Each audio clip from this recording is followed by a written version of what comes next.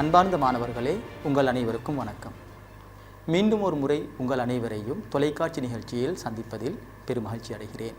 மாணவர்களே, இன்றைய பாடத்தில் நாம் தரம் 12 தகவல் தொடர்பாடல் தொழில்நுட்பவியல் தேர்ச்சி மட்டம் 1.4 அத்துடன் தேர்ச்சி மட்டம் 1.5 அவதானிக்க உள்ளோம். மாணவர்களே, தேர்ச்சி 1 நினைவிருக்கும் என எண்ணுகிறேன். இன்றைய அறிவுபூர்வமான சமூகத்தில் தகவல் மற்றும் தொடர்பாடல் தொழில்நுட்பவியலின் மூல எண்ணக்கருக்களையும் அதன் பங்களிப்பையும் பிரயோகத்தையும் மையமாக கொண்டு ஆராய்வார். இதுவே எமது தேர்ச்சி 1 ஆகும்.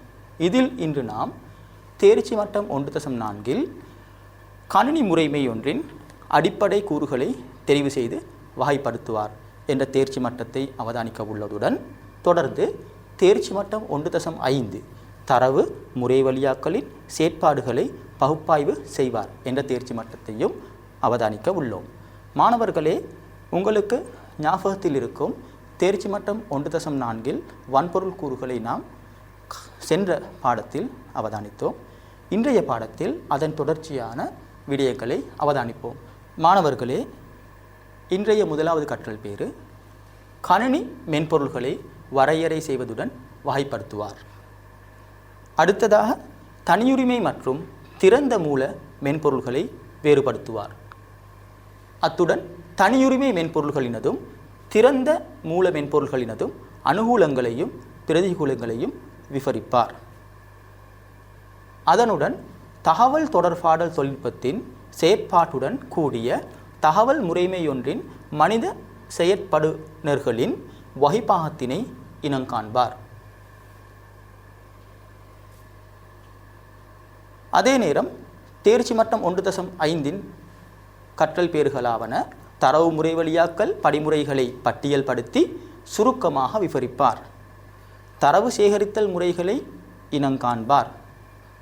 அத்துடன் தரவு செல்லுபடியாக்கும் முறைகளை இனங்காண்பார். அதனுடன் தரவு உள்ளீடு முறைகளை பட்டியலிடுவார். மேலும் தரவு முறைவழியாக்கல் முறைகளை விவரிப்பார். அதனுடன் வெளியீட்டு முறைகளை பட்டியலிடுவார். இறுதியிலே தரவு சேமிப்பு முறைகளை விவரிப்பார். மாணவர்களே, இவையே இன்றைய பாடத்தின் கற்றல் பேறுகளாகும். இன்றைய பாடத்தின் இறுதியிலே நீங்கள் இங்கு குறிப்பிடப்பட்ட அனைத்து கற்றல் பேறுகளையும் பெற்றிருத்தல் அவசியமாகும். தற்போது நாம் எமது முதலாவது தலைப்பை அவதானிப்போம். மென்பொருள், சாஃப்ட்வேர், கம்ப்யூட்டர் சாஃப்ட்வேர், கணினி மென்பொருள். மாணவர்களே, அவதானியுங்கள். இங்கு சில மென்பொருள்கள் குறிப்பிட்டு காட்டப்பட்டுள்ளன. விண்டோஸ் 10, ஆஃபீஸ், ப்ரௌசர், இதேபோல் அக்ரோபேட் ரீடர், இவ்வகையான மென்பொருள்கள் இங்கு தரப்பட்டுள்ளன. மாணவர்களே, இவை மென்பொருள்களாகும். ஏன் நாம் இவற்றை பயன்படுத்துகிறோம்? இதன் நோக்கம் என்ன? தற்போது நாம் இதனை அவதானிப்போம். மென்பொருள் என்றால் கணினி முறைமையை இயக்க பயன்படுத்தப்படும் செய்நிரல்கள் அல்லது அறிவுறுத்தல்கள். மீளவும் சொல்கிறேன், மென்பொருள் என்றால் கணினி முறைமையை இயக்க பயன்படுத்தப்படும் செய்நிரல்கள் அல்லது அறிவுறுத்தல்களே மென்பொருள் ஆகும்.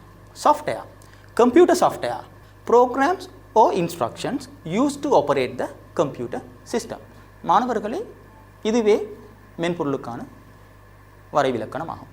நாம் தற்போது மென்பொருள்களின் வகைப்படுத்தலை அவதானிப்போம். மென்பொருளானது மாணவர்களே பிரதானமாக இருவகைப்படுத்தப்படுகிறது. மென்பொருளானது மாணவர்களே பிரதானமாக இருவகைப்படுத்தப்படுகிறது. முதலாவது முறைமை மென்பொருள், சிஸ்டம் சாஃப்ட்வேர். இரண்டாவதாக பிரயோக மென்பொருள், அப்ளிகேஷன் சாஃப்ட்வேர். மீளவும் சொல்கிறேன், மென்பொருளின் முதலாவது வகைப்பாடு முறைமை மென்பொருள், மென்பொருளின் இரண்டாவது வகைப்பாடு பிரயோக மென்பொருள். மென்பொருள் பிரதானமாக இருவகைப்படும். தற்போது நாம் முறைமை மென்பொருளை அவதானிப்போம். மாணவர்களே, தற்போது நாம் முறைமை மென்பொருளை அவதானிப்போம். முறைமை மென்பொருள் என்றால் என்ன? முறைமை மென்பொருள் என்பது கணினியின் பாகங்களை செயற்படுத்தல் மற்றும் கட்டுப்படுத்தல் போன்ற தொழிற்பாடுகளை மேற்கொள்கின்ற மென்பொருளாகும். அது மாத்திரமல்ல, பிரயோக மென்பொருள்கள் இயங்குவதற்கு தேவையான தளத்தினையும் முறைமை மென்பொருள் வழங்குகிறது. இங்கு தளம் என்று குறிப்பிடும் நிலையில் சூழல் என்றும் குறிப்பிடலாம். அதாவது பிரயோக மென்பொருள் இயங்குவதற்கு தேவையான சூழலை வழங்குகிறது. இதுவே முறைமை மென்பொருளின் தொழிற்பாடாக கருத முடியும். அடுத்ததாக மாணவர்களே, பிரயோக மென்பொருள் என்றால் என்ன? What is application software? பிரயோக மென்பொருள் என்றால் என்ன? பிரயோக மென்பொருள் என்று கூறுமிடத்து இவை பயனர்களுக்காக வடிவமைக்கப்பட்ட ஒரு செய்நிரல் அல்லது செய்நிரல்களின் தொகுப்பாகும். பிரயோக மென்பொருள் என்பது பயனர்களுக்காக வடிவமைக்கப்பட்ட ஒரு செய்நிரல் அல்லது செய்நிரல்களின் தொகுப்பாக கருத முடியும். மாணவர்களே, மீளவும் சொல்கிறேன், மென்பொருள்கள் இரு வகைப்படும். முதலாவது முறைமை மென்பொருள், இரண்டாவது பிரயோக மென்பொருள். தற்போது நாம் மென்பொருளின் வகைப்படுத்தலுடன் அவற்றின் உதாரணத்தை அவதானிப்போம். அவதானியுங்கள். மென்பொருள் பிரதானமாக இரு வகை. நான் ஆரம்பத்தில் கூறினேன், முறைமை மென்பொருள், பிரயோக மென்பொருள். முதலாவதாக முறைமை மென்பொருளை கருதும் போது முறைமை மென்பொருளுக்கு பல வகைப்படுத்தல்கள் காணப்படுகின்றன. முதலாவது பணிசெயல் முறைமை ஒரு முறைமை மென்பொருள். Operating system is a type of system software. பயன்பாட்டு மென்பொருள் யூட்டிலிட்டி சாஃப்ட்வேர், அதுவும் முறைமை மென்பொருள். மொழிபெயர்ப்பிகள் லாங்குவேஜ் டிரான்ஸ்லேட்டர்ஸ், அதுவும் முறைமை மென்பொருள். மொழிபெயர்ப்பிகளை கருதும் போது எமக்கு ஒருங்கு சேர்ப்பி காணப்படுகிறது, தொகுப்பி காணப்படுகிறது, வரி மொழிமாற்றி காணப்படுகிறது. அசெம்பிளர், கம்பைலர், இன்டர்பிரேட்டர் இவையே மொழி பெயர்ப்பிகளாகும். மாணவர்களே, முறைமை மென்பொருள் ஆனது பணிசெயல் முறைமை, பயன்பாட்டு மென்பொருள், மொழிபெயர்ப்பிகள் என வகைப்படுத்தப்படுகிறது. அதே நிலையில் மென்பொருளின் அடுத்த கூறான பிரயோக மென்பொருள். பிரயோக மென்பொருள் என்றால் அதற்கான உதாரணங்களாக இங்கு குறிப்பிடப்பட்டுள்ளன. சொல்முறை வழிப்படுத்தல் ஒரு பிரயோக மென்பொருளுக்கான உதாரணம். வேர்ட் ப்ராசஸிங், விரிதாள், ஸ்ப்ரெட்ஷீட் பிரயோக மென்பொருளுக்கான உதாரணம். தரவுத்தளம் டேட்டாபேஸ் பிரயோக மென்பொருளுக்கான உதாரணம். கணினி விளையாட்டுக்கள் கம்ப்யூட்டர் கேம்ஸ் இதுவும் பிரயோக மென்பொருளுக்கான உதாரணம். இறுதியிலே இணைய தேடல் பொறிகள் வெப் சர்ச் என்ஜின்ஸ் இதுவும் பிரயோக மென்பொருளுக்கான உதாரணங்களாக குறிப்பிட முடியும். மாணவர்களே, இந்த அட்டவணையானது மென்பொருள்களின் பாகுபாட்டை அதன் உதாரணத்துடன் விவரிக்கிறது. இதுவே மென்பொருளின் பாகுபாடாகும். தற்போது மாணவர்களே, நாம் மென்பொருளின் இன்னும் ஒரு வகையான பாகுபாட்டை அவதானிப்போம். அதாவது பதிப்புரிமைக்கு ஏற்ப மென்பொருளின் பாகுபாடு. பதிப்புரிமைக்கு ஏற்ப மென்பொருளின் வகைப்பாடு அல்லது பாகுபாடு. பதிப்புரிமை அடிப்படையாக கொண்டு மென்பொருளானது இரு வகையான மென்பொருளாக வகைப்படுத்தப்படுகிறது. முதலாவதாக தனியுரிமை மென்பொருள், அடுத்ததாக திறந்த மூல மென்பொருள். இங்கு முதலாவதாக தனியுரிமை மென்பொருள். தனியுரிமை மென்பொருள் தனியுரிமை மென்பொருள் என்றால் என்ன? தனியுரிமை மென்பொருள் என்று கூறுமிடத்து இங்கு மூல நிரல்களை பயன்படுத்த முடியாது. Source code is not available. மூல நிரல்களை பயன்படுத்த முடியாது. அது மாத்திரமல்ல, இவ்வகையான மென்பொருளை தனியுரிமை மென்பொருளை பயன்படுத்தும் போது பயனர் உரிமையாளரின் அனுமதியை பெற்றிருத்தல் வேண்டும். அனுமதியின்றி இவ்வகையான மென்பொருளை பயன்படுத்த முடியாது. அனுமதியை பெறல் வேண்டும். அதாவது உத்தரவு சீட்டை, லைசன் என்று சொல்லுவோம், உத்தரவு சீட்டை பெறல் வேண்டும். மாணவர்களே, தனியுரிமை மென்பொருளுக்கான சில உதாரணங்கள் இங்கு காட்டப்பட்டுள்ளன. விண்டோஸ் பணி செயல்முறைமை ஒரு தனியுரிமை மென்பொருள். இதுபோல் மைக்ரோசாஃப்ட் ஆஃபீஸ் இது தனியுரிமை மென்பொருள். இவ்வகையான உதாரணங்களை எமக்கு தனியுரிமை மென்பொருளுக்கு குறிப்பிட முடியும். தனியுரிமை மென்பொருள்களை அனுமதியின்றி மீள்பிரதி செய்தல், விநியோகித்தல் இவை குற்றமான செயல்களாக கருதப்படுகின்றன. அத்துடன் மாணவர்களே, மென்பொருளின் அடுத்த பாகுபாட்டுக்கு வருவோம். பதிப்புரிமை அடிப்படையாக கொண்ட மென்பொருளின் அடுத்த பாகுபாடு திறந்த மூல மென்பொருள், open source software. What is this open source software? திறந்த மூல மென்பொருள் என்றால் என்ன? அதாவது இங்கு மூல நிரல்களை பயன்படுத்த முடியும். source code is available. Here source code is available. We can use that source code. எங்களுக்கு இந்த மூல நிரல்களை பயன்படுத்த முடியும். எவ்வாறு? சுதந்திரமாக பயன்படுத்த. அது மட்டுமல்ல, இந்த மூல நிரல்களை மாற்றி அமைக்க மற்றும் மறுவிநியோகம் செய்யவும் எங்களுக்கு முடியும். இதுவே திறந்த மூல மென்பொருளாகும். திறந்த மூல மென்பொருளுக்கு பல உதாரணங்கள் காணப்படுகின்றன. அதில் ஓப்பன் ஆஃபீஸ் இது ஓர் திறந்த மூல மென்பொருளாகும். அது மாத்திரமல்ல, உபுந்து என்று சொல்லப்படுகின்ற பணி செயல்முறையுமே இதுவும் ஓர் திறந்த மூல மென்பொருளுக்கு உதாரணமாகவே நான் கருதுகிறேன். மாணவர்களே, நாம் தற்போது அடுத்த தலைப்பை அடைந்துள்ளோம். மீளவும் ஞாபகப்படுத்துகிறேன். கணினி முறைமையானது பல கூறுகளை கொண்டது. முதலாவது கணினி வன்பொருள், இரண்டாவது கணினி மென்பொருள். கணினி வன்பொருள்கள் சென்றைய பாடத்தில் அவதானிக்கப்பட்டது. இன்றைய பாடத்திலே கணினி மென்பொருள்களை அவதானித்தோம். தற்போது நாம் நிலைப்பொருள், அதேபோல் தற்போது நாம் நிலைப்பொருளை அவதானிப்போம். நிலைப்பொருள் firmware. What is this firmware? It's like a chip. நிலைப்பொருள் என்றால் என்ன? நிலைப்பொருள் என்பது வன்பொருள் சாதனத்துடன் இணைக்கப்பட்டு காணப்படுகின்ற மென்பொருளாகும். வன்பொருள் சாதனத்துடன் இணைக்கப்பட்டு காணப்படுகின்ற மென்பொருளே நிலைப்பொருளாக கருதப்படுகிறது. A computer program that is embedded in a chip. The word embedded is very important. Embedded என்ற வசனம் மிகவும் முக்கியமான ஒன்றாகும். மேலும் நிலைப்பொருள் என குறிப்பிடும் போது எமக்கு கணினி நிலைப்பொருளானது, கணினியின் நிலைப்பொருளானது வாசிப்பு மற்றும் நினைவகத்தில் உட்பொதியப்பட்டு உள்ளது. வாசிப்பு மற்றும் நினைவகம், ரீட் ஒன்லி மெமரி, ரோம், இதனுள்ளே இந்த நிலைப்பொருளானது எம்பெடட் உட்பொதியப்பட்டு காணப்படுகிறது. இது மிகவும் முக்கியமான ஒரு விடயமாகும். இறுதியான கூற்று, இந்த நிலைப்பொருளின் பயன்பாடு யாது? இந்த நிலைப்பொருளானது கணினி ஆரம்பிப்பதற்கு தேவையான அறிவுறுத்தல்களை கையாளுகிறது. Firmware handles booting up process of a computer. இதுவே நிலைப்பொருளாக கருதப்படுகிறது. மாணவர்களே, கணினி தொகுதியின் இறுதியான கூறு பயனர், நபர். நாம் யாவரும் அறிவோம், கணினியானது பயனரின் அறிவுறுத்தலுக்கு அமையவே தொழிற்படுகிறது. எனவே பயனர் கணினி தொகுதியின் ஒரு பிரதான கூறாக கருதப்படுகிறார்.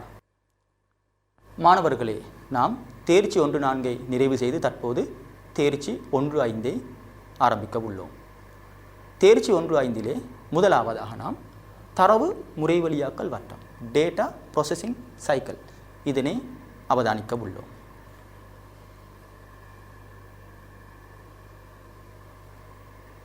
டேட்டா ப்ராசஸிங் சைக்கிள், தரவு முறைவழியாக்கல் வட்டம். மாணவர்களே, தரவு முறைவழியாக்கல் வட்டமானது 6 செயற்பாடுகளை கொண்டது. இதனை நாம் ஓர் ஒழுங்குமுறையில் குறிப்பிடல் அவசியமாகும். இதில் முதலாவது தரவு சேகரித்தல். The first step is data gathering. அடுத்ததாக தரவு செல்லுபடியாக்கல். சேகரிக்கப்பட்ட தரவானது செல்லுபடியாக்கல் செய்யல் வேண்டும், டேட்டா வெலிடேஷன். அதன் பின்னரே அந்த தரவானது முறைமைக்கு உள்ளிடப்படுகிறது. அது தரவு உள்ளீடு, டேட்டா இன்புட். அடுத்ததாக தரவு முறைவழியாக்கம், டேட்டா ப்ராசஸிங். முறைமையினுள்ளே தரவானது முறைவழியாக்கம் செய்யப்படுகிறது. அதன் பின்னர் தரவு வெளியீடு, தரவானது வெளியாக்கப்படுகிறது, வெளியீடு. இறுதியிலே தரவு சேமிப்பு, டேட்டா ஸ்டோரேஜ். இதுவே தரவு முறைவழியாக்கல் வட்டமாகும். This is data processing cycle. மீளவும் சொல்கிறேன், தரவு சேகரித்தல், டேட்டா கெதரிங், தரவு செல்லுபடியாக்கல், டேட்டா வெலிடேஷன், தரவு உள்ளீடு, டேட்டா இன்புட், தரவு முறைவழியாக்கம், டேட்டா ப்ராசஸிங், தரவு வெளியீடு, டேட்டா அவுட்புட், இறுதியிலே தரவு சேமிப்பு, டேட்டா ஸ்டோரேஜ். மாணவர்களே, இன்றைய பாடத்தில் நாம் இந்த ஒவ்வொரு கட்டத்தினையும் விரிவாக அவதானிக்க உள்ளோம். இதில் முதலாவது தரவு சேகரித்தல், டேட்டா கெதரிங். தரவு சேகரித்தல் முறைகள் யாவை? How to gather the data. தரவு சேகரித்தல் முறைகள் யாவை? எமக்கு தரவுகளை கையினால் சேகரிக்க முடியும். இதுவே கைமுறை, மேனுவல் டேட்டா கெதரிங். இரண்டாவதாக தரவுகளை தன்னியக்கமாக, ஆட்டோமேட்டிக் தன்னியக்கமாக அல்லது அரை தன்னியக்கமாக சேகரிக்க முடியும்.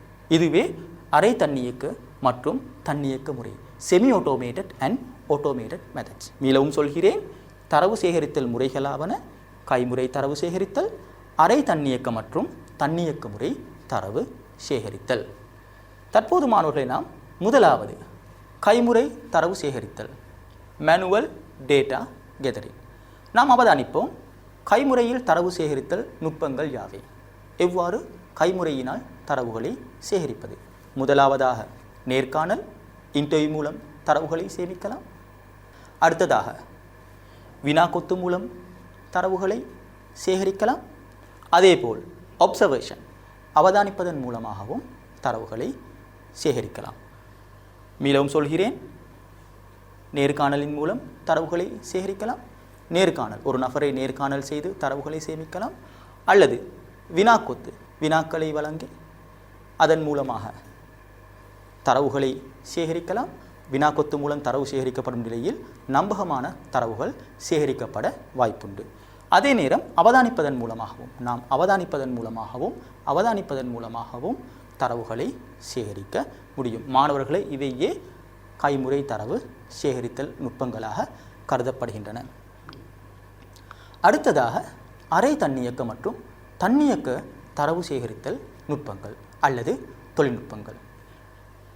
முதலாவதாக பட்டைக்குறி வாசிப்பான், பார்கோட் ரீடர். இது semi automated and automated data கெதரிங்கான முதலாவது உதாரணமாக நான் குறிப்பிடுகிறேன், பட்டைக்குறி வாசிப்பான். இரண்டாவது ஒளியியல் எழுத்துரு வாசிப்பான், ஆப்டிக்கல் கேரக்டர் ரீடர், சுருக்கமாக OCR. அதேபோல் ஒளியியல் குறி வாசிப்பான், ஆப்டிக்கல் மார்க் ரீடர், சுருக்கமாக OMR. அடுத்ததாக காந்தமை எழுத்துரு வாசிப்பான், மேக்னெட்டிக் இங்க் கேரக்டர் ரீடர், சுருக்கமாக MICR. இவை அரை தன்னியக்க தன்னியக்க தரவு சேகரித்தல் நுட்பங்கள். அடுத்ததாக காந்தப்பட்டி வாசிப்பான், மேக்னெட்டிக் ஸ்ட்ரிப் ரீடர்ஸ். இறுதியிலே உணர்விகள் அல்லது புலனிகள் என சொல்வோம், சென்சஸ். இதுவும் தன்னியக்க தரவு சேகரித்தல் முறையாகும். தற்போது இங்கு குறிப்பிடப்பட்ட ஒவ்வொரு நுட்பத்தினையும் அவதானிப்போம். முதலாவதாக பார்கோட் ரீடர், பட்டைக்குறி வாசிப்பான். இது தன்னியக்கமான முறையில் தரவுகளை வேகமாக சேகரிக்க உதவுகிறது. பட்டைக்குறி வாசிப்பான் பட்டைக்குறியினை ஸ்கேன் செய்கிறது, வருடல் செய்கிறது. செய்து இந்த பட்டைக்குறியில் குறிப்பிடப்பட்டுள்ள விடயத்தை கணனிக்கு உள்ளீடாக மிக வேகமாக வழங்குகிறது. எனவே இது ஓர் தன்னியக்க தரவு சேகரித்தல் நுட்பமாகும். அடுத்ததாக நாம் அவதானிக்க உள்ள தன்னியக்க முறைமையானது OCR, ஆப்டிக்கல் கேரக்டர் ரீடர், ஒளியியல் எழுத்துரு வாசிப்பான். அவதானியங்கள் OCR ஸ்கேனர். இதில் அறிக்கை ஸ்கேன் செய்யப்பட்டு இறுதியிலே வருவிளைவாக பெறப்படுகிறது. இங்கு அவதானிக்கும் நிலையில் ஸ்கேன் செய்யப்பட்டு பெறப்படுகின்ற வருவிளைவானது சொல்முறை வழிப்படுத்தலில் திறக்கப்படவும் முடியும். OCR அதாவது அச்சிடப்பட்ட எழுத்துக்களை வருடுதல். நான் ஆரம்பத்தில் குறிப்பிட்டது போன்று அச்சிடப்பட்ட எழுத்துக்களை வருடுவது OCRின் பணியாகும். அதை வருடிய பின்னர் பெறப்படுகின்ற எழுத்துருக்களை பதிப்பித்தல் செய்யவும் OCR மூலம் முடிகிறது. OCR can use to edit the text. இந்த OCRின் மூலம் எழுத்துருக்களை பதிப்பித்தல் செய்ய முடியும். இது OCRின் ஓர் பிரதான பணியாக குறிப்பிடப்படுகிறது. மாணவர்களே, அடுத்த தன்னியக்க தொழில்நுட்பம் OMR, ஆப்டிக்கல் மார்க் ரீடர். அவதானியுங்கள், இது ஓர் OMR சாதனம். இந்த சாதனத்தில் என்ன வைக்கப்பட்டுள்ளது, இது என்ன செய்கிறது என்பதை அவதானிப்போம். இந்த சாதனமானது பல்வேறு வினாத்தாள்களின் புள்ளியிடலுக்காக பரவலாக பயன்படுத்தப்படுவதனை காணலாம். இந்த OMR என்ற சாதனமானது பல்வேறு வினாக்களின் புள்ளியிடலுக்காக பரவலாக பயன்படுத்தப்படுவதனை அவதானிக்கக்கூடியதாக உள்ளது. மிக வேகமாக புள்ளியிடல் நடவடிக்கைகளை இந்த ஸ்கேன் இந்த ஓஎம்ஆரின் மூலம் மேற்கொள்ள முடிகிறது. அத்துடன் அடுத்ததான தன்னியக்க நுட்பம் காந்தமை எழுத்துரு வாசிப்பான். அவதானியுங்கள், MICR காந்தமை எழுத்துரு வாசிப்பான். இந்த காந்தமை எழுத்துரு வாசிப்பான் காசோலைகளில் காணப்படுகின்ற காந்தமயமாக்கப்பட்ட எழுத்துக்களை வாசிக்கக்கூடியது. காசோலைகளில் காணப்படுகின்ற காந்தமயமாக்கப்பட்ட எழுத்துக்களை வாசிப்பதே காந்தமை எழுத்துரு வாசிப்பானின் பிரதான பணியாகும். இவை அதிகமாக வங்கிகளில் பயன்படுத்தப்படுவதனை காணலாம். அத்துடன் மாணவர்களே, அடுத்த தன்னியக்க நுட்பமாக காந்தப்பட்டி வாசிப்பானை குறிப்பிட முடியும். Magnetic strip readers. இந்த சாதனத்தை எங்காவது கண்டதுண்டா? அதிகமான இடங்களில் இதனை நாம் கண்டுள்ளோம். இதன் தொழிற்பாடு கடன் அட்டை, கிரெடிட் கார்டு மற்றும் ATM அட்டை, ATM கார்டு இவற்றின் காந்தப்பட்டியில் காணப்படும் தரவுகளை வாசிப்பதற்கு பயன்படும். மேக்னெட்டிக் ஸ்ட்ரிப் கார்டு அதாவது காந்தப்பட்டி வாசிப்பான் கடன் அட்டைகளிலும் ATM அட்டைகளிலும் காந்தப்பட்டியில் காணப்படும் தரவுகளை வாசிப்பதற்கு பயன்படுத்தப்படுகிறது. இந்த காந்தப்பட்டியில் காணப்படுகின்ற தரவுகளை தன்னியக்கமாக தொகுதிக்கு நுழைப்பதற்கு இந்த முறை பயன்படுத்தப்படுகிறது. அடுத்ததாக புலனிகள் அல்லது உணர்விகள், சென்சஸ். அதிகமாக தற்காலத்தில் கதைக்கப்படுற ஒரு விடயம் சென்சர் நெட்வொர்க், சென்சஸ் என்று சொல்லும் இடத்து இவை வெவ்வேறு இடங்களில் காணப்படும் தரவுகளை சேகரிப்பதற்கு உதவுகிறது. உதாரணமாக டெம்பரேச்சர் சென்சர், அது வெப்பநிலையை சேகரிக்க உதவுகிறது. இவ்வாறு பல சென்சஸ் இங்கு காட்டப்பட்டுள்ளது. இவை வெவ்வேறு இடங்களில் காணப்படுகின்ற தரவுகளை சேகரிப்பதற்கு எமக்கு உதவுகிறது. இதுவும் ஓர் தன்னியக்க தரவு சேகரித்தல் நுட்பமாகும். மாணவர்களே, இவையே தன்னியக்க தரவு சேகரித்தல் நுட்பமாகும். நாம் 2 விதமான தரவு சேகரித்தல் நுட்பங்களை அவதானித்தோம். முதலாவது கைபுரை தரவு சேகரித்தல், அடுத்ததாக அரை தன்னியக்க மற்றும் தன்னியக்க தரவு சேகரித்தல் நுட்பம். மாணவர்களே, தரவுகளை சேகரித்த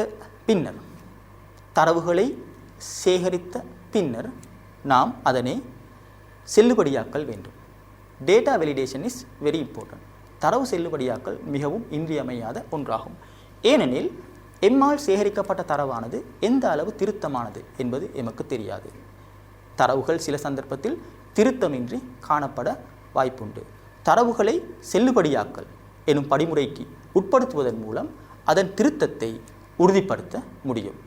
அந்த நோக்கத்துக்காக தரவு செல்லுபடியாக்கல் செய்யப்படுகிறது. மாணவர்களே, தரவு செல்லுபடியாக்கல் முறைகள் பல காணப்படுகின்றன. அவற்றுள் சில இங்கு அவதானிக்கப்படுகிறது. முதலாவதாக தரவு வகை சரிபார்த்தல். First we want to check the data type.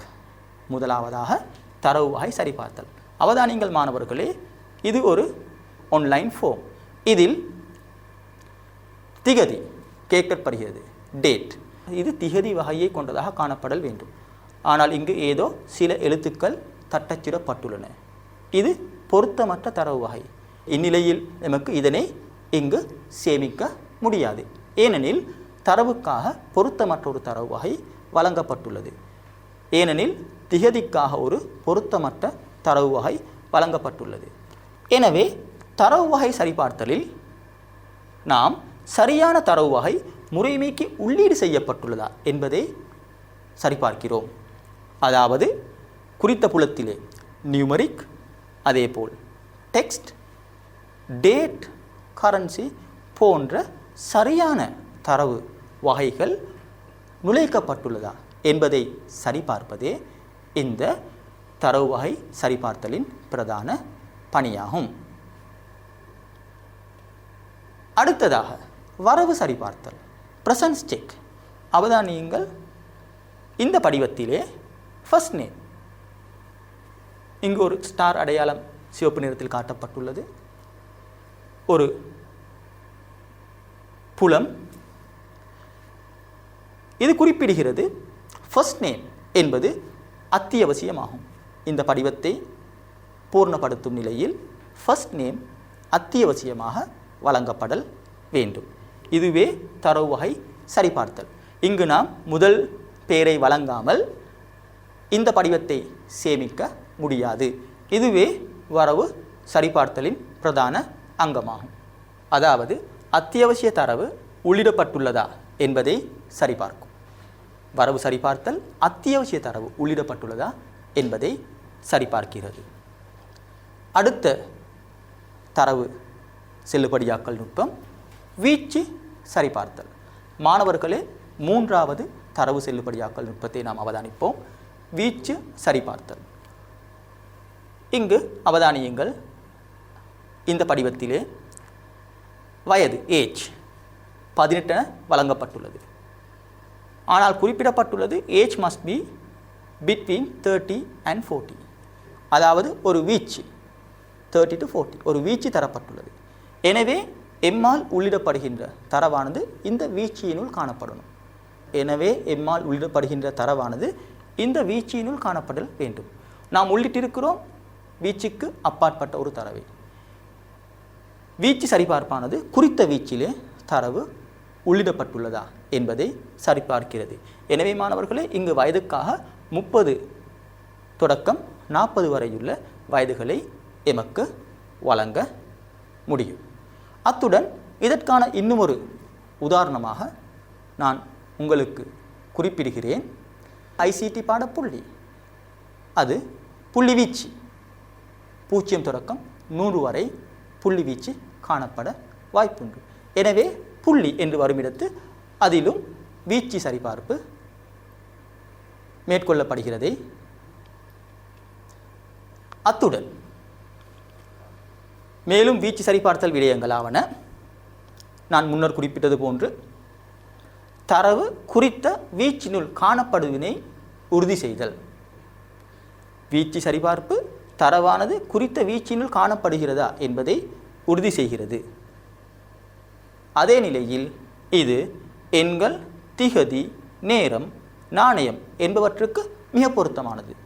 நாம் வீச்சு சரிபார்த்தலை மேற்கொள்ளும் நிலையில் தரவு வகையானது எண்களாக அல்லது திகதியாக அல்லது நேரமாக அல்லது கரன்சி நாணயமாக கூட காணப்படல் முடியும். அடுத்த தரவு சரிபார்த்தல் நுட்பம் நீளம் சரிபார்த்தல். அதாவது லென்த் செக். இங்கு அவதானியுங்கள், இங்கு கேட்கப்பட்டுள்ளது போஸ்ட் கோட். போஸ்ட் கோட் கேட்கப்படுகிறது. இங்கு ஒரு போஸ்ட் கோட் வழங்கப்பட்டுள்ளது. ஆனால் ஒரு வார்னிங் மெசேஜ் தரப்பட்டுள்ளது. அதாவது போஸ்ட் கோடானது நீளத்தில் உயர்வு, உயர்ந்தபட்சம் 6 வரியுருக்களே உள்ளிடப்படல் வேண்டும். ஆனால் இங்கு அதனை விட அதிகமான வரியுருக்கள் உண்டு. இந்த வார்னிங் வருவதற்கு காரணம் என்னவெனில், இங்கு லென்த் செக் நீள சரிபார்த்தல் நடைபெறுகிறது. ஆகவே மாணவர்களே, போஸ்ட் கோட் என்ற புலத்தில் நீள சரிபார்ப்பு நடைபெறுகிறது. அது மாத்திரமல்ல, தொலைபேசி இலக்கம், ஒரு விண்ணப்ப படிவத்தில் தொலைபேசி இலக்கம் கேட்கப்பட்டுள்ள நிலையில் நாம் அந்த தொலைபேசி இலக்கத்தை சரியான எண்ணிக்கையில் வழங்குதல் அவசியமாகும். அதாவது உள்நாட்டு தொலைபேசி இலக்கம் 10 எண்களை 0 அடங்கலாக 10 எண்களை கொண்டிருத்தல் அவசியமாகும். இந்நிலையிலும் நீள சரிபார்த்தல் நடைபெறுவதனை அவதானிக்கக்கூடியதாக உள்ளது.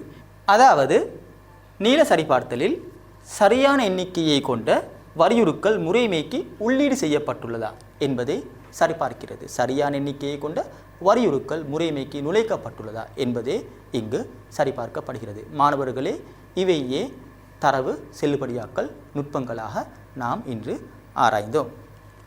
அடுத்ததாக நாம் தற்போது தரவு உள்ளீட்டு விடயத்துக்கு வருகிறோம். மீளவும் ஞாபகப்படுத்துகிறேன்.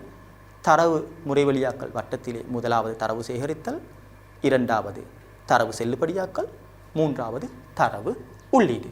நாம் தற்போது அவதானிப்போம் தரவு உள்ளீடு செய்யும் விதங்கள். எந்த விதங்களில் தரவானது உள்ளீடு செய்யப்படுகிறது. எமக்கு இங்கு 4 முறைகளை குறிப்பிட முடியும். முதலாவதாக நேரடி தரவு உள்ளீடு டிரெக்ட் இன்புட், இரண்டாவதாக தொலைநிலை உள்ளீடு ரிமோட் இன்புட், மூன்றாவதாக தொடரா உள்ளீடு ஆன்லைன் இன்புட், நான்காவதாக தொடரறு உள்ளீடு ஆஃப்லைன் இன்புட். இவ்வாறு தரவு உள்ளீட்டு முறைகள் 4 காணப்படுகின்றன. இதில் முதலாவதாக நேரடி தரவு உள்ளீடு. நேரடி தரவு உள்ளீடு என்று கூறுமிடத்து இதனை நாம் டிரெக்ட் டேட்டா இன்புட் என குறிப்பிடுவோம். அல்லது இன்னும் ஒரு முறையில் குறிப்பிட்டால் தன்னியக்க உள்ளீடு, மனிதனின் குறைந்த ஈடுபாடுடன் தரவுகளை உள்ளிடுவதாகும். அவதானியுங்கள் மாணவர்களே, இவைகளே நேரடி தரவு உள்ளீட்டு நுட்பங்கள். நாம் இவற்றை சற்று முன்னர் அவதானித்தோம்.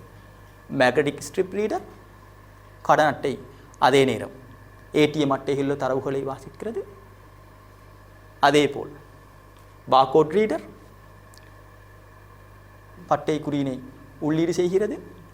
ஓஎம்ஆர் அதேபோல் ஓசிஆர் அதேபோல் எம்ஐசிஆர் இவை நேரடி தரவு உள்ளீட்டு நுட்பங்களாக கருதப்படுகின்றன.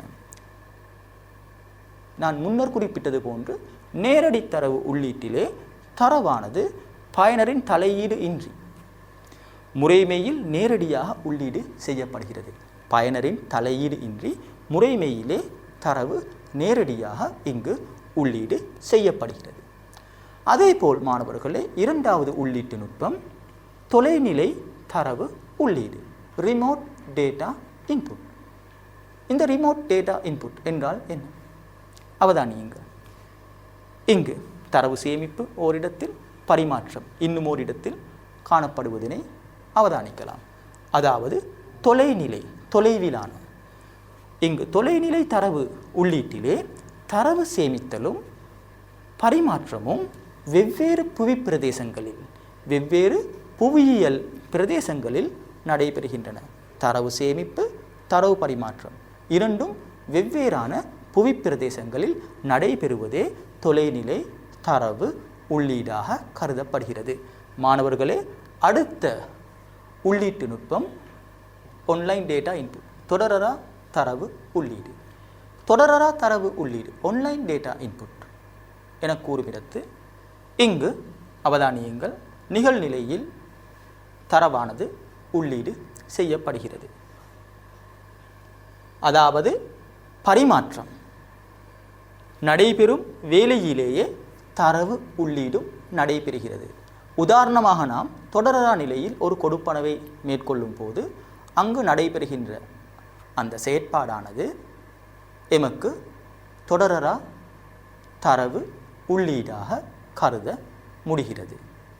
அதாவது தரவு பரிமாற்றம் நடைபெறும் அதே சந்தர்ப்பத்தில் தரவு உள்ளீடும் நடைபெறுவதை அவதானிக்கக்கூடியதாக உள்ளது. மாணவர்களே, அடுத்த தரவு உள்ளீட்டு நுட்பம் தொடரறு தரவு உள்ளீடு offline data processing. What is offline data processing? தொடரறு தரவு உள்ளீடு என கூறுமிடத்து இங்கு வெவ்வேறு பரிமாற்றங்களின் தரவானது தொகுதியாக வேறு நேரத்தில் உள்ளீடு செய்யப்படுகின்றது. வெவ்வேறு பரிமாற்றங்களின் தரவானது பெறப்பட்டு ஒரு தொகுதியாக பெறப்பட்டு அந்த தொகுதியானது உள்ளீடு செய்யப்படுகிறது. இதுவே தொடரறு தரவு உள்ளீடாகும். மீளவும் குறிப்பிடுகிறேன், வெவ்வேறு பரிமாற்றங்களின் தரவானது தொகுதியாக வேறு நேரத்தில் உள்ளீடு செய்யப்படுகிறது. அதே நேரம் அல்ல, பரிமாற்றம் நடைபெறும் அதே நேரம் உள்ளீடு நடைபெறுவது அல்ல. பரிமாற்றம் நடைபெறும் அதே நேரம் உள்ளீடு நடைபெறுவது தொடரா முறையில். பரிமாற்றம் நடைபெறும் அதே நேரம் உள்ளீடு நடைபெறுவது தொடரா முறையில். இங்கு வெவ்வேறான பரிமாற்றங்களின் தரவானது தொகுதியாக வேறு நேரத்திலே உள்ளீடு செய்யப்படுகிறது. இவையே மாணவர்களே தரவு உள்ளீட்டு நுட்பங்களாகும். தற்போது நாம் அடுத்த கட்டத்துக்கு வந்துள்ளோம். தரவு முறைவழியாக்கம் டேட்டா ப்ராசஸிங். டேட்டா ப்ராசஸிங் என கூறுமிடத்து இங்கு பிரதானமாக 2 வகையான ப்ராசஸிங் காணப்படுகிறது. பேட்ச் ப்ராசஸிங், அதேபோல் ரியல் டைம் ப்ராசஸிங். அவதானியுங்கள் மாணவர்களே, பேட்ச் ப்ராசஸிங் என்று குறிப்பிடும் நிலையில் இங்கு பேட்ச் ப்ராசஸிங் அதாவது தொகுதிவாரியான முறைவழியாக்கம்.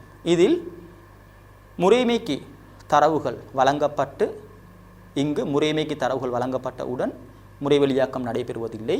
தொகுதியாக பெறப்பட்டே முறைவழியாக்கம் நடைபெறுகிறது. ஆனால் நிகழ்நிலை முறைவழியாக்கத்திலே தொகுதிக்கு தரவு வழங்கப்பட்ட உடனேயே அதே கணத்தில் தரவானது முறைவழியாக்கத்திற்கு உட்படுத்தப்படுகிறது. இதுவே ரியல் டைம் ப்ராசஸிங். இதனை மேலும் அவதானிப்போம். தொகுதிவாரி முறைவழியாக்கம் பேட்ச் ப்ராசஸிங். இங்கு அவதானியுங்கள், யூசர்ஸ் பல பயனர்கள் அவர்களின் ஜாப்ஸ் வேலைகளை ஆபரேட்டருக்கு வழங்குகின்றனர். ஆபரேட்டர் இந்த பணிகளை பெற்று அதனை தொகுதியாக பிரித்து பேட்சாக பிரித்து இறுதியிலே கணினிக்கு முறைவழியாக்கத்திற்காக வழங்குகின்றனர். இதுவே தொகுதிவாரியான முறைவழியாக்கமாகும். பல வேலைகளை பெற்று அதனை தொகுதிவாரியாக வகுத்து முறைமைக்கு வழங்குவதாகும். தொகுதிவாரி முறைவழியாக்கம் இங்கு தரவு உள்ளீடும் அதன் பரிமாற்றமும் தொகுதியாக நடைபெறுகிறது. தரவு உள்ளீடு அதேபோல் பரிமாற்றம் நான் முன்னர் குறிப்பிட்டது போன்று தொகுதியாகவே நடைபெறுகிறது. இந்த தொகுதிவாரியான முறைவழியாக்கமானது பாரிய எண்ணிக்கையிலான மிக அதிக எண்ணிக்கையிலான தரவுகளை கையாளுவதற்கு இலகுவானதாகும். பாரிய எண்ணிக்கையான தரவுகள் ஒன்று அதனை தொகுதியாக கையாள்வது இலகுவானதாகும். இதற்கான உதாரணமாக பில்லிங் சிஸ்டம் இணை குறிப்பிட முடியும். இதற்கு ஒரு சிறந்த உதாரணமாக பில்லிங் சிஸ்டம்ஸ் இணை குறிப்பிட முடியும். உதாரணமாக நாம் எமது மின்சிட்டைக்கான கொடுப்பனவை வங்கியில் மேற்கொள்வதாக கருது. இந்நிலையில் வங்கியானது எமது மின்சிட்டைக்கான கொடுப்பனவை பெறுகிறது. அது மாத்திரமல்ல, இன்னும் பல நபர்கள் வங்கியிலே மின்சிட்டை கொடுப்பனவுகளை மேற்கொள்கின்றனர். அதன் பின்னர் வங்கியானது இந்த மின்சிட்டைகளை பெற்று தொகுதியாக அதனை ஒரே நேரத்தில் முறைவழியாக்கம் செய்கிறது. இந்நிலையில் அதிகளவான மின்சிட்டைகள் தொகுதி வாரியாக முறைவழியாக்கம் செய்யப்படுகிறது. மாணவர்களே, அடுத்த முறைவழியாக்கம் நிகழ்நேர முறைவழியாக்கம், ரியல் டைம் ப்ராசஸிங். அடுத்ததாக நிகழ்நேர முறைவழியாக்கம். அதாவது அவதானியுங்கள் இந்த படத்தினை. POS terminal, point of sale, ஒரு பிஓஎஸ் டெர்மினல் காணப்படுகிறது. மாஸ்டர் ஃபைல் அதாவது ஒரு தரவுத்தளம் டேட்டாபேஸ் காணப்படுகிறது. உதாரணமாக ஒரு பிஓஎஸ் டெர்மினலில் ஒரு கொடுப்பனவு நடைபெறும் நிலையில் அது உடனடியாக தரவுத்தளத்தை இற்றைப்படுத்துகிறது. அதாவது மீளவும் சொல்கிறேன், பிஓஎஸ் டெர்மினலினூடு ஒரு கொடுப்பனவு நடைபெறும் இடத்து அது எமது தரவுத்தளத்திலே உடனடியாக இற்றைப்படுத்தப்படுகிறது. இதுவே நிகழ்நேர முறைவழியாக்கமாகும். இதனை மேலும் குறிப்பிடும் இடத்து தரவு உள்ளீடு, முறைவழியாக்கம், வெளியீடு மற்றும் சேமிப்பு என்பன ஒரே நேரத்தில் மேற்கொள்ளப்படுகிறது. அதாவது மாணவர்களே, நான் ஆரம்பத்தில் குறிப்பிட்டது போன்று சேமிப்பும் இற்றைப்படுத்தப்படுகிறது. சிறந்த உதாரணமாக POS, point of sales, POS தொகுதியினை குறிப்பிட முடிகிறது. தற்போது மாணவர்களே, அடுத்த தலைப்பை அடைந்துள்ளோம். தரவு வெளியீடு. தரவு முறைவழியாக்க வட்டத்தின் அடுத்த கட்டம் வெளியீட்டு முறைகள் அல்லது தரவு வெளியீடு. இங்கு இரண்டு விதமான முறைகளில் தரவானது வெளியிடப்படுகிறது. முதலாவது மென்பிரதி வெளியீடு, இரண்டாவது வன்பிரதி வெளியீடு. மென்பிரதி வெளியீடு என குறிப்பிடும் இடத்து அதாவது சாஃப்ட் காப்பி அவுட்புட். அவதானியுங்கள், இந்த சாதனங்களின் மூலம் எமக்கு மென்பிரதியாக தரவுகளை வெளியாக்க முடிகிறது. கணினித்திரை ஓர் மென்பிரதி தரவு வெளியீடு. அதே நேரம் பல்லூடக எரிவை மல்டிமீடியா ப்ரொஜெக்டர், இதுவும் மென்பிரதி வெளியீடாக கருத முடிகிறது. இதுவே மென்பிரதி, அதாவது திரையில் காட்சிப்படுத்தப்படுகின்ற பிரதிகள், இவையே மென்பிரதிகளாக கருதப்படுகின்றன. அடுத்ததாக வன்பிரதி வெளியீடு, அதாவது வன்பிரதி வெளியீடு என கூறுமிடத்து இங்கு வெளியீடானது பௌதிக ரீதியில் காணப்படல் வேண்டும். இதற்கான உதாரணமாக அச்சுப்பொறி, பிரிண்டர், அதே போன்று பிளாட்டர் போன்றவற்றை குறிப்பிடலாம். இங்கு பெறப்படுகின்ற அச்சுப்பணிகள் வன்பிரதி வெளியீடாக கருதப்படுகிறது. மாணவர்களே, தரவு முறை வழியாக்கல் வட்டத்தின் இறுதிக்கட்டம் தரவு சேமிப்பு, டேட்டா ஸ்டோரேஜ். அதாவது இங்கு நாம் சேமிப்பு முறைகளை அவதானிப்போம். மாணவர்களே, பிரதானமாக எமக்கு 2 வகையான சேமிப்பு வகைகள் காணப்படுகின்றன. அவையாவன உள்ளக சேமிப்பு, லோக்கல் ஸ்டோரேஜ். அடுத்ததாக தொலைநிலை சேமிப்பு, ரிமோட் ஸ்டோரேஜ். 2 விதமான சேமிப்பு முறைகள், லோக்கல் ஸ்டோரேஜ் உள்ளக சேமிப்பு, ரிமோட் ஸ்டோரேஜ் தொலைநிலை சேமிப்பு. இதில் முதலாவதாக உள்ளக சேமிப்பு, இன்டர்னல் அல்லது லோக்கல் ஸ்டோரேஜ் என குறிப்பிடுவோம். உள்ளக சேமிப்பு சாதனங்கள் யாவை? தரவுகளை உள்ளகமாக சேமிக்கக்கூடிய, கணினியின் உள்ளே சேமிக்கக்கூடிய சாதனங்கள். முதலாவதாக எமக்கு வன்வட்டை குறிப்பிட முடியும். வன்வட்டில் காட்டப்படுகின்ற பிளாட்டர்ஸ், இதிலே தரவுகள் சேமிக்கப்படுகின்றன. இது ஓர் காந்த ஊடகமாகும். முன்னைய பாடத்தில் நாம் இதனை கற்றோம். இதேபோல் சிடி, டிவிடி, ப்ளூரே வட்டுகள் இவையும் உள்ளக சேமிப்புகளாக கருதப்படுகின்றன. அடுத்ததாக மாணவர்களே, ரிமோட் ஸ்டோரேஜ் தொலைநிலை சேமிப்பகம். உங்களுக்கு ஞாபகத்தில் இருக்கும் கிளவுட் தொழில்நுட்பம். இதனை நாம் எமது 2வது தேர்ச்சி மட்டத்தில் ஆராய்ந்து அந்த அமைப்பில் தொலைநிலை சேமிப்பகம் என கூறும்போது அவதானியுங்கள் மாணவர்களே, பல சாதனங்கள் இங்கு காணப்படுகின்றன. சேமிப்பு உள்ளகமாக காணப்படுவதில்லை. அந்த சாதனத்தினுள் தரவானது சேமிக்கப்படுவதில்லை. தரவானது தொலைநிலையில் காணப்படுகின்ற ஒரு சேவையகத்திலே, அதாவது கிளவுட் ஒன்றிலே சேமிக்கப்படுகிறது. கிளவுடின் அனுகூலத்தை நாம் முன்னைய பாடங்களில் அவதானித்தோம். இதுவே தொலைநிலை சேமிப்பகமாகும். மீளவும் சொல்கிறேன், தரவானது கணினியின் உள்ளகமாக சேமிக்கப்படாமல் வெளியே, அதாவது தொலைநிலையில் உள்ள சேவையகத்திலே சேமிக்கப்படுவதனை இங்கு அவதானிக்கக்கூடியதாக உள்ளது. இதுவே தரவு சேமிப்பு நுட்பங்களாகும். மாணவர்களே, நாம் இன்றைய பாடத்தின் இறுதி கட்டத்தை அடைந்துள்ளோம். இன்றைய பாடத்தின் சாராம்சத்தை அவதானிப்போம். இன்றைய பாடத்திலே நாம் கம்ப்யூட்டர் சாஃப்ட்வேர், கணினி மென்பொருளை அவதானித்தோம். அதேபோல் டைப்ஸ் ஆஃப் சாஃப்ட்வேர், மென்பொருள் வகைகள், அதேபோல் classification of software according to the copyright, பதிப்புரிமை அடிப்படையாக கொண்ட மென்பொருள் பாகுபடுத்தல், அத்துடன் ஃபர்ம்வேர், நிலைப்பொருள், இறுதியாக டேட்டா ப்ரோசஸிங் சைக்கிள், தரவு முறை வழியாக்கல் வட்டம், இவற்றை அவதானித்தோம். இதில் முதலாவதாக கணினி மென்பொருளை நான் தெளிவாக குறிப்பிட்டேன். அதேபோல் மென்பொருள் வகைப்படுத்தல், அதில் முதலாவதாக முறைமை மென்பொருள், 2வதாக பிரயோக மென்பொருள். அடுத்ததாக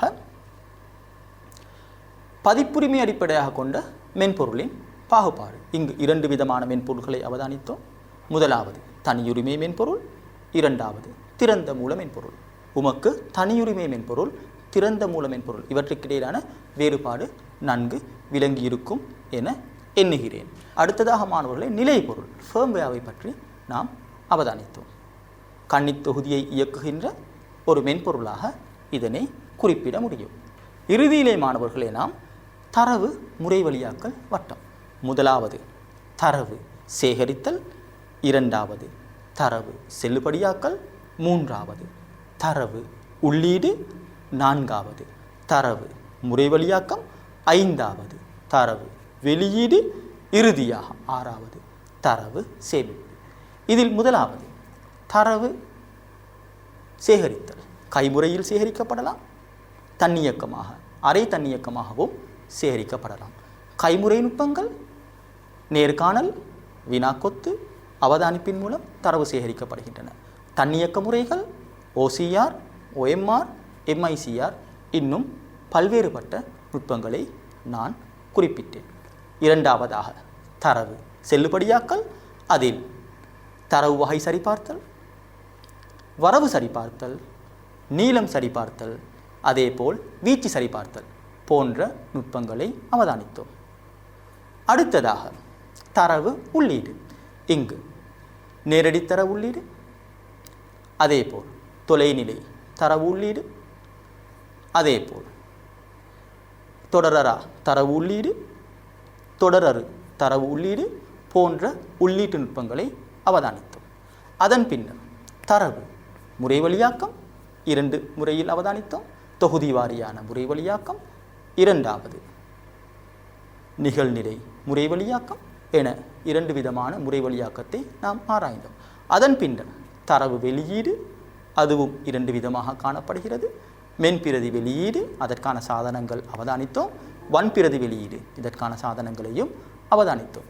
இறுதியிலே மாணவர்களே தரவு சேமித்தல் முறைகளை அவதானித்தோம். உள்ளக தரவு சேமிப்பு, அதேபோல் தொலைநிலை தரவு சேமிப்பு. இவையே மாணவர்களே இன்றைய பாடத்தில் நாம் கற்ற தலைப்புகளாகும். தற்போது நாம் இந்த பாடத்தின் இறுதி அடைந்துள்ளோம். இந்த பாடத்தில் சொல்லப்பட்ட விடயங்கள் நன்கு விளங்கியிருக்கும் என எண்ணுகிறேன். உங்கள் யாவரையும் மீண்டும் ஓர் தொலைக்காட்சி நிகழ்ச்சியில் சந்திப்பேன் என்ற நம்பிக்கையுடன் விடைபெறுகிறேன். உங்கள் அனைவருக்கும் நன்றி, வணக்கம்.